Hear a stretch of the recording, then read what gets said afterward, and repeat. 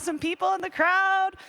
What's up? I see Disco XYZ, I see Fractal, I see Biddlers, and awesome people. Thank you all for joining today. Yeah, so my name is Rachel. A little bit about me. I work at Opolis and the University of Ethereum. Some of you might have seen our Blockchain 101 booth. I'm really passionate about educating people on Web3. I see my mentor in the stands here who, helped me get my first job in Web3, and it completely changed my life. I'll go on to the next slide and talk a little bit about my why and why I'm here. So yeah, like I mentioned, my name is Rachel. My why is really aligning with impact and community. So I came here for the community of ETHDenver. I really love the people and just connecting with the Biddlers and people doing amazing things here, building the future of work, and contributing to this financial and collaborative revolution.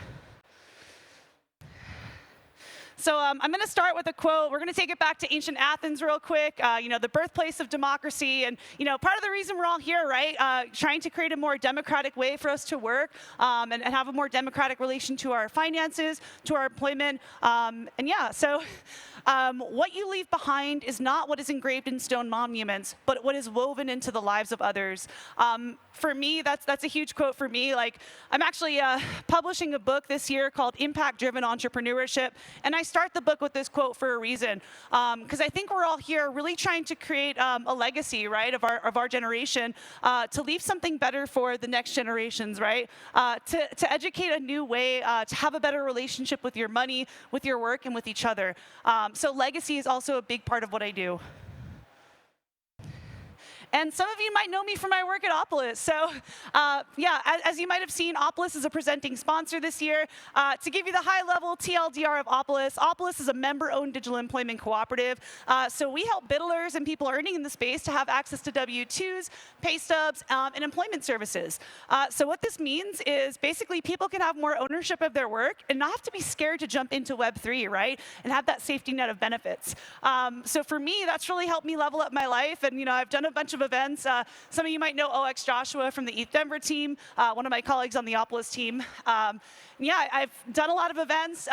Funny enough, so this symbol up here, I saw it at my, I think my second ETHDenver, and I just thought the branding and the style was really cool, and it made me want to look into the project more. I was like, okay, they have something special going on here. And the more I looked into the project, I realized it's such a needed thing in our space, right? Working at Opolis, we've helped independent contractors and people working in the space to earn compliantly and take the target off of our backs, right?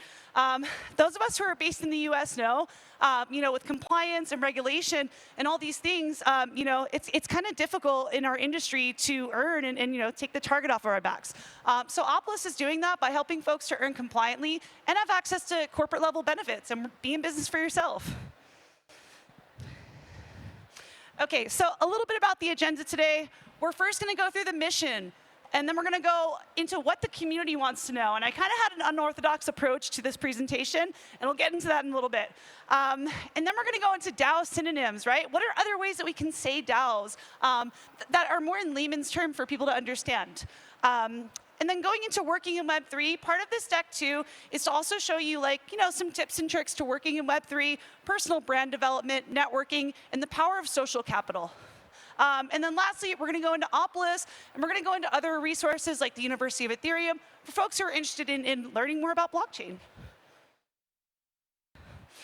Okay, so my mission for you today, I would like for you to gain a deeper understanding of DAOs. Essentially, I want you to be able to leave and explain DAOs to your grandma, to your mom, to your dad, to your Lyft or Uber driver.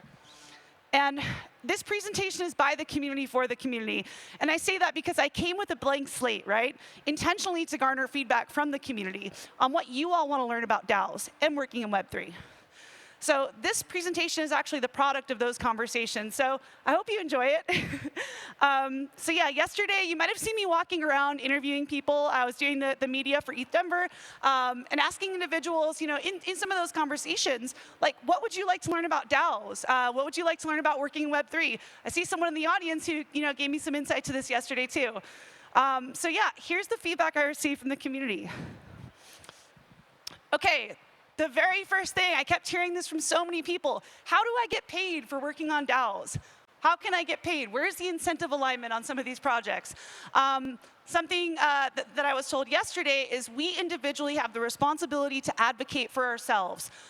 So your time is valuable. Advocate for yourself and know your worth. Know the value of your time. That's number one. Number two, Above Average Joe said this one, nonviolent communication. If anyone knows Above Average Joe from the Bankless DAO community, this is a big one right here. So communicating on a DAO is so important. The communication style is everything because how we work together, how we respect one another, compassionate communication is at the root of us being lit up to work with one another, right? I feel like it's just more, you get more of a net positive outcome when you respect and communicate compassionately with one another. So that's a really big one for DAOs or any organization, right? Then I got another one on the future of DAO tooling. What does that look like? How do we optimize DAO operations?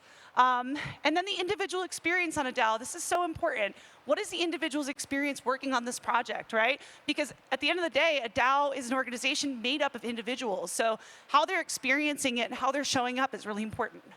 And then someone also said, to enter a DAO, it has to be easy. I don't want to go into Discord and see all these channels and just feel overwhelmed. And like, you know, it needs to be a simple onboarding process. That's another thing that I've heard in the community. And then lastly, so somebody told me yesterday, I want to leave and explain DAOs to my grandma. That's what I want to learn. So here's Charlie Day. If anyone's seen Always Sunny in Philadelphia, you know, me trying to explain DAOs to my grandma. I feel like this has been my life, trying to explain Web3, crypto, and DAOs to anyone in my family. So this has kind of been I felt like a meme that was fitting for this. So something I put together to kind of combat this, right? Is anybody familiar with the curse of knowing? Like, when we know something so well, it's kind of difficult to explain it to others because we start to speak that language and that lingo and vernacular, and like, it kind of becomes difficult to break it down in layman's terms. So I looked up yesterday, like, what are some synonyms for DAOs, right? How can we say this in another way? So the first one is digital on-chain cooperatives. That's one that keeps coming up for me. I feel like maybe a more appropriate way to say it, right? Blockchain-based organizations. This next one, tokenized governance structures. I don't know if grandma would understand that one, but still another way to say DAOs. Self-managing businesses, community-led organizations, and shared decision-making networks. So I challenge you all here, you know, how many people are familiar with DAOs or know what a DAO is? Okay, awesome. Keep your hand up if you think we got everything figured out with DAOs, so the future of work, we got all the problems solved. No? Okay. Okay, so yeah, moving on. Okay, so the reason I asked that is because there's a bit of duality in the space as far as sentiment on DAOs, right? So to reflect that, I actually got two quotes from Vitalik on DAOs. So he says one thing on this hand, right? Spiritually, I love DAOs. Creating a new and better way for people to coordinate and cooperate around projects is definitely close to my heart, he says. Then he also says, I criticize DAOs because I love them. On-chain algorithms open to vote probing, plutocracy gives me heartburn. So as you can see, like basically the perspective of Vitalik on DAOs, it's like, this is a new novel way for us to show up and work together. And I feel like we all see that and we all know that, right? And it's why I think DAOs are still a part of this space. But without a doubt, we still have problems and challenges we got to overcome if it's going to work. And just like, you know, going back to ancient Athens in the early days of democracy, you know, there were iterations of democracy that didn't work. And that's okay. There's going to be iterations of DAOs that don't work. And we're just going to fail forward and learn, right? Okay, so another thing someone from the community asked me, they said, I keep hearing what doesn't work about DAOs. Can you tell me what works about DAOs? I keep hearing about all the challenges, but what actually works? So I just brainstormed last night and came up with a few of these. So the number one thing for me is individuals with a shared vision. I think that is the thing that really makes DAOs work, when there's value alignment, when there's vision alignment.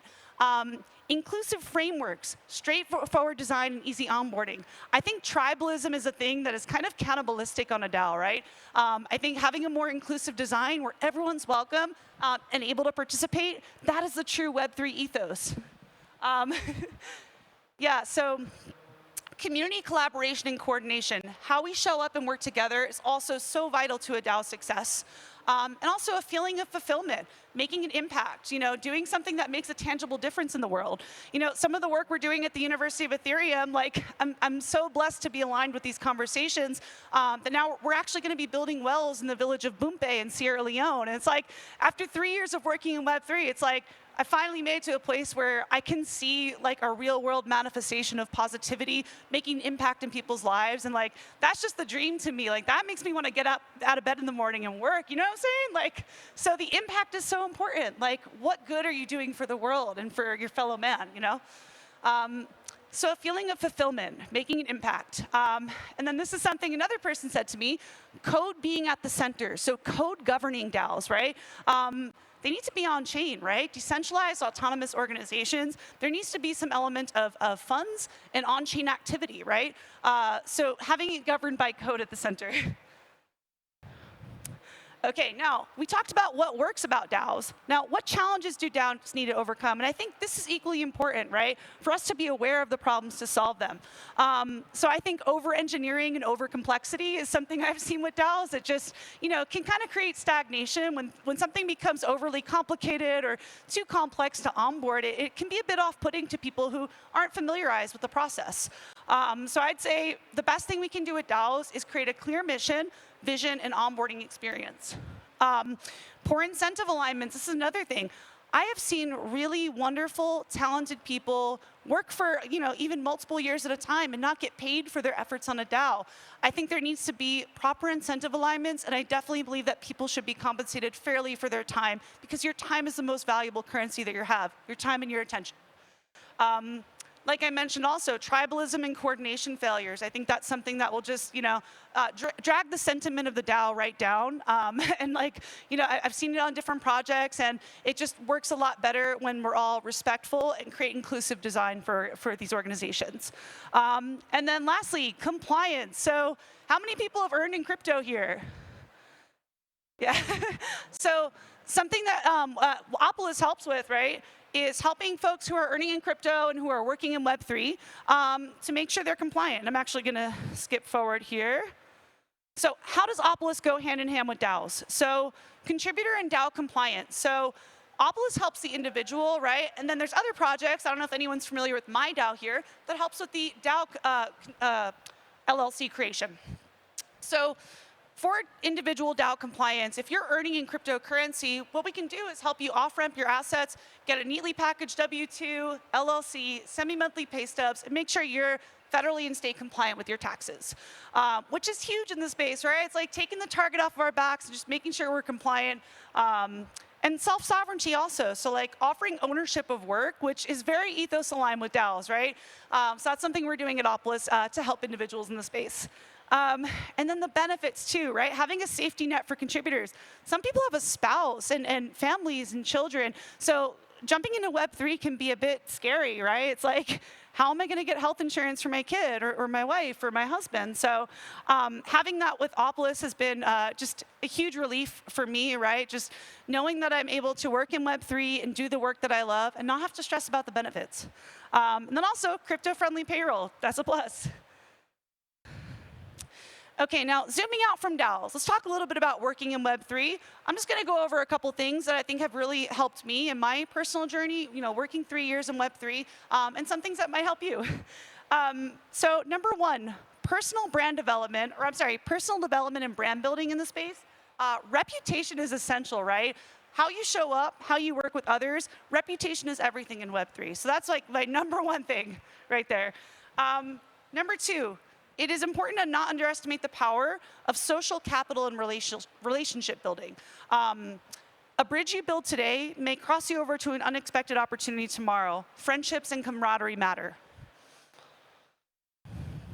Okay, so that being said, we're actually hosting an event. This is the first career hub we're doing.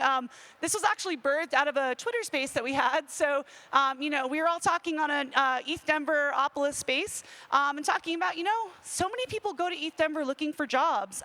So we decided to get together with our partners at Meta Intro and HireChain to put together a job board and create a job fair, which is now the career hub, because we're also offering employer services too to folks who are already working in Web3. And we have some really awesome panels lined up for you too. So if you scan the QR code here, this will take you to our Luma. That job board is also on the Luma page too, so you can see different jobs that we're offering as well.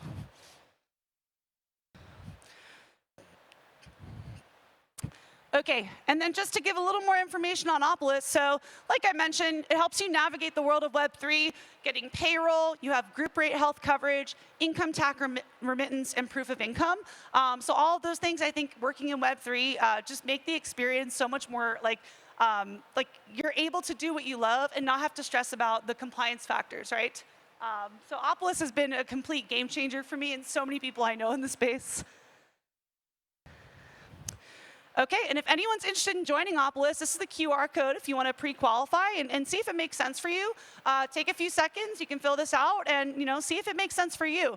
And some of the qualifying factors I'll go over here is that you have to be based in the US, making the minimum annual wage in your state or jurisdiction. And yeah, that's it. Oh, also, and you can't be a W-2 worker. Sorry, I missed that one. So this is for independent contractors and independent workers. Okay, and then I mentioned earlier my work at the University of Ethereum. So if you're new to the Web3 space, if you're looking to just learn more, brush up on your skills, or get involved as a local chapter lead and get compensated to work on events, we have our educational platform here. If you want to scan the QR code and go to ueth.org, you can actually complete our beginner learning module and win a signed shirt from Vitalik at our booth. And by the way, if anyone here wants to chat more about this, we have our Blockchain 101 booth where I'll be with my team. Okay, and then lastly, so this is to connect with me. I'm really open to collaborating with the community. I like forming partnerships, friendships, and working together collaboratively. So this is my link here. If anyone wants to connect, my calendar is there if you want to book a time and talk about potentially partnering with either Opolis or the University of Ethereum. Also, all my socials are on there as well. And yeah, shout out to Little Fresh Sam who designed my fit today. I'm not sure if she's here. And yeah, thank you to everyone that showed up and supported this talk today. And yeah, can we give a round of applause for the ETHDenver team too, for the work they do to continuously make this event free for us. Yeah, thanks ETHDenver stewards, if any of you are listening anywhere. All right, and yeah, thank you all for having me.